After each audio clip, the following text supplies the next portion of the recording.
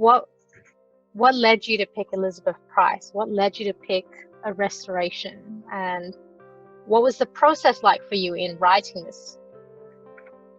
Well, I first came to know her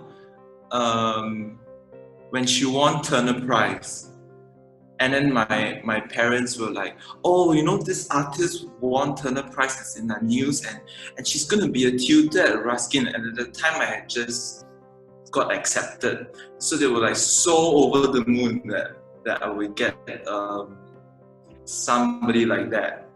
And I must say, I was never really into video work until I saw her installation at the Ashmolean, and I was in my final year, and it left such a deep impression on me that somehow I've always gone back to it. Yeah, I feel like maybe it also has to do with a very organic process of working, where like in the film or the video, the narrative is of a rise and fall of a civilization is essentially a narrative of all the museums that have ever been created, and she was actually responding to the objects and artifacts from the Pitt Rivers and the Ashmolean. So I and at the same time, although the narrative is a structure, it feels quite organic and loosely interwoven. I think this notion of collecting, this search for identity of the objects that make our being, something that really interests me a lot. Yeah, I think also the notion of time or timelessness, that's something that spans millennia, and at the same time also feels very current. Like I feel like, although it's a portrait of a museum's collection, at the same time it also feels like an archaeology of herself, or a self-portrait. Yeah, so it's amazing that she has woven so much into one piece. So I've decided to write something, but although it's not so much a review, but more I see it more like a painting, where I attempt to loosely describe what happens, while leaving some space for audiences to reimagine what the video could be in their heads.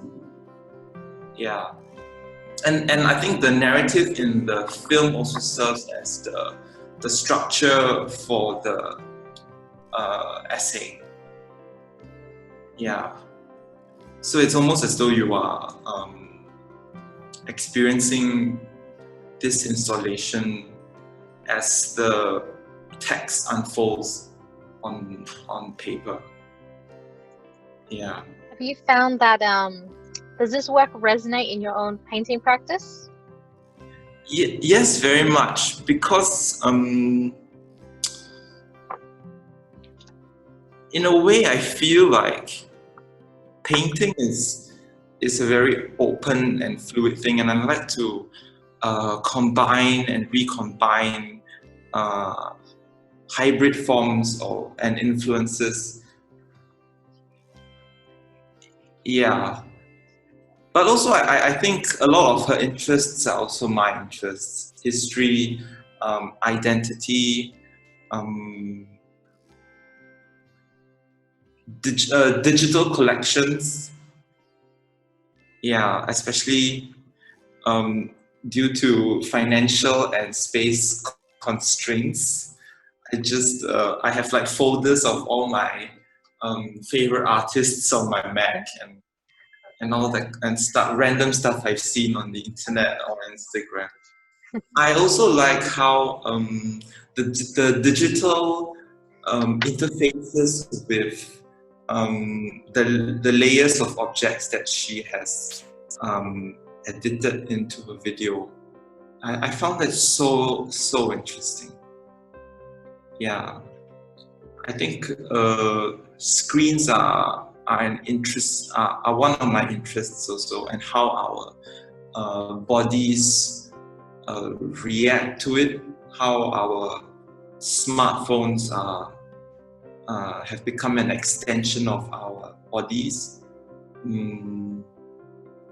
Yeah, so it's a very it holds a very special place in my heart.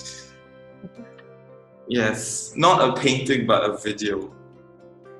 Which I found was very surprising, since your practice is painting. Yes. I think that was what I was so intrigued by with your essay and your choice of the artwork. Yes. It's such a different medium from your own. Yeah, the only thing I've not really gone more into film is that I don't really like doing stuff on the digital interface. Yeah. But having said that, I do love her work so much, and I've not actually seen anything like it since, in my opinion. Yeah. Hopefully I get to see it one day. I hope you get to see it again. Yeah. And it's so amazing viewing it in the Ashmolean, where you have to like navigate through all these rooms, and there's this dark room in the just randomly in one of these collections, and it's almost like you encounter a museum within another museum, but it's a museum of her own almost. Yeah.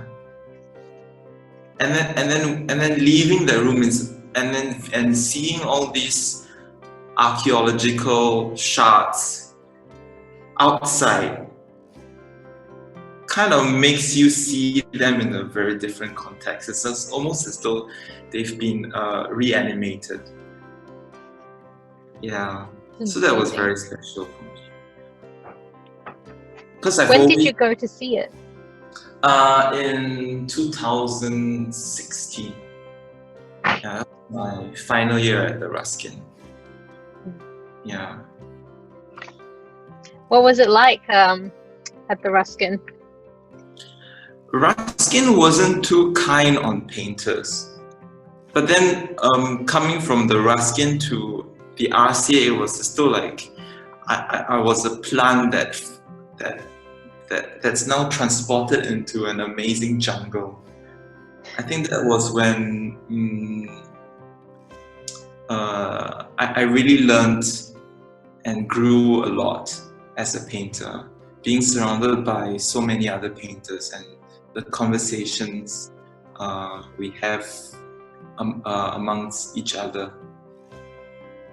I think conversations are an important part of my practice. That's what I miss during lockdown. Conversations, sharing food with my friends and family. A lot of these are the impetus for my paintings actually.